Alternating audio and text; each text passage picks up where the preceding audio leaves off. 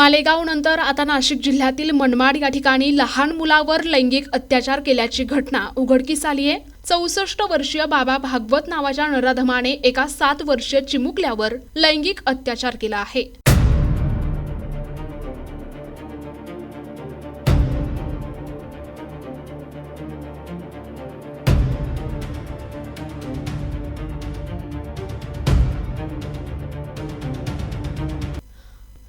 आरोपी बाबा भागवत याचे मनमाड शहरातील फुले चौक भागात लॉन्ड्रीचे दुकान आहे। कपडे प्रेस करण्यासाठी येणाऱ्या लहान मुलांना तो आपल्या जवळ बसवून त्यांच्यासोबत अश्लील चाळे करत असे आणि त्यांच्यावर लैंगिक अत्याचार करत असल्याचा आरोप फिर्यादीत करण्यात आलाय।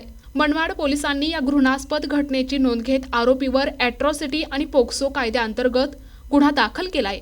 या नराधमाला पोलिसांनी अटक केली असून पुढील तपास सुरू आहे।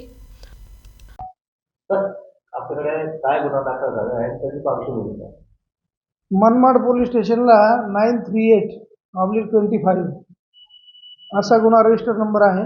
त्याच्यामध्ये ॲट्रॉसिटी कायदा आणि पोक्सो अशी कलम लागलेली आहे।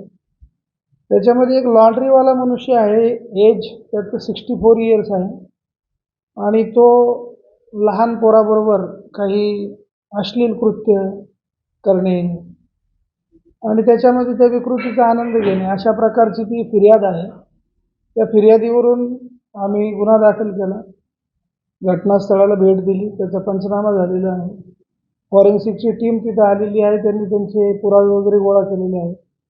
त्याच्यामध्ये आरोपीला तात्काळ अटक करण्यात आलेली आहे। कुठलाही कायदा सुव्यवस्थेचा प्रश्न निर्माण होणार नाही याची काळजी घेतलेली आहे आणि आता या आरोपीला कोर्टासमोर पेश करण्यात येईल आणि पुढील तपास करण्यात येईल। आता गावामध्ये शांतता आहे, कुठल्याही प्रकारचं समाजात तेढ किंवा वैमनस्य निर्माण होणार नाही याची पोलिसांनी पुरेपूर काळजी घेतलेली आहे। त्या भागामध्ये गस्त वाढवण्यात आलेली आहे। विशेष प्रतिनिधी NTV न्यूज मराठी, मनमाड, नाशिक।